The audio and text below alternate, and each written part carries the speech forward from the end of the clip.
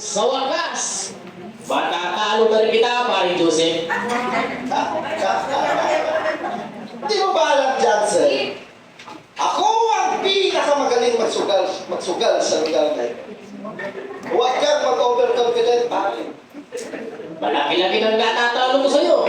Siguro naman sa pagkakataon na ito, makakabawi na ako. Talaga? Hindi, wow! Ikaw na!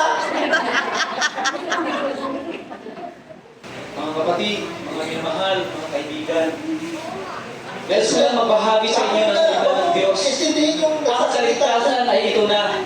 Ang araw na ito, ang nais ng Diyos na kayo lumapit sa Panginoon. Ang sabi ng aklat ng Lucas, chapter 3, verse 3, lumapit kayo sa Panginoon at pagsisihan ninyo ang inyong kasalanan at magpabautismo kayo bang kayo patawarin ng Panginoon. Ang sabi ng aklat ng John chapter 3, verse 16, gainalhanan ang pag-ibig ng Diyos sa buong sanlibutan. Kaya binigay niya sa atin ang kanyang buktong na anak upang sino man sa kanya'y sumasampalataya ay di mapahamak, kundi mga kapatid, magkaroon ng buhay na walang hanggan. Kaya sa araw na ito, lumapit kayo sa Panginoon. Umalis kayo sa kanyang mga bisyo. Umalis kayo sa kanyang mga gawain sa sanlibutan sapagkat yan ang makipapahamak ng inyong mga kaluluwa. Tao mo na yan. Ano bang pinagsasabi mong kaligtasan? Ang kaligtasan natin dito, pera. Pag wala kang pera, hindi ka maliligtas. Mga pare, mapakasarap talaga ng uminom. Maraming tindi ng ating pamilya. Basta mahalaga, tayong maligaya at masaya. Kaya uminom tayo, pare. Ito, kaya natin.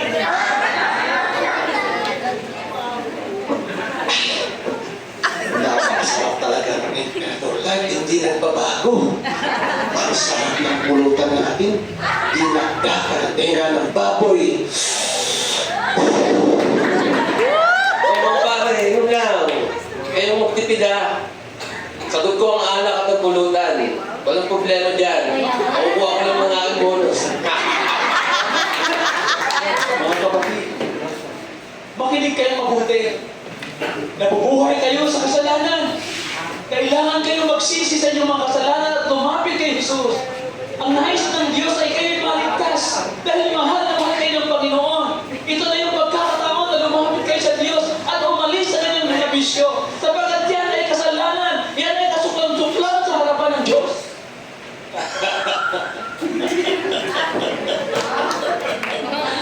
Ay, narinig ko na yan eh!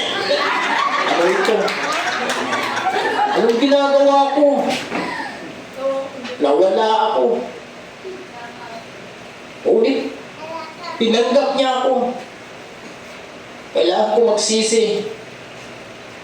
Kailangan kong balik sa Kanya. Kailangan kong magbago. Kailangan ko si Jesus sa buhay ko. Mga kaibigan, may sasabihin ako sa inyo.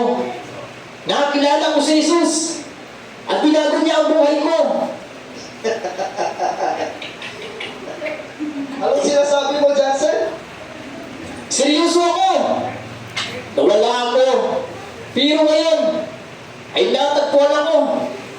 Gusto mong makilala ninyo si Jesus. Ang aking buhay ay binago na, Panginoon. Pinalaya ako sa aking nakaraan. Siya'y lumiwanag sa buhay ko madilim. Sa panganib, buhay ko'y hinahawakan. Kaya maglilingkod, isusuko ang lahat. Sa Kanya nanangako at umibig ng tapat. Susunod anong maging kalagayan. Mamumuhay sa kanyang kalooban. Parang Jansen, gusto ko rin makilala ang Jesus na sinasabi mo. Gusto ko na rin ang pagbabago sa buhay ko. Gusto ko nang ipagamit ang buhay ko sa Kanya. Yes. Yes. Masaya, di ba? Kaya ang buhay ng nasa kay Kristo. Nararamdaman ko na rin. Pasensya na po kayo. Kaya gusto ko na rin po magbago.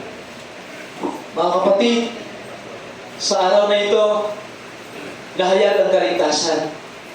Sa araw na ito, maraming nabago. Sa araw na ito, natagpuan kayo ng Diyos dahil sa mga puso ninyo ngayon na nagpapalit loob sa Kanya. Handa ang Diyos na tanggapin kayo ayon sa Kanyang mga salita. Dahil ang nais ng Diyos, lahat kayo ay maligtas. Kaya sa oras na ito, tumanggap kayo ng isang pananalangin pagsisisi. At nais ng Diyos na lumapit kayong lahat sa harapang ito at magsisi sa inyong mga kasalanan. Mga kapatid, tumayo tayo sa Panginoon at sumabay kayo sa isang pananalangin ng pagsisisi, panalangin pagtanggap sa ating Panginoon. Sumabay kayo sa isang pananalangin pagtanggap. Panginoon, narito po ako. Narito po ako, Lumalapit lumalapit, at aking pinagsisihan ang aking pinagsisihan, ang aking mga kasalanan.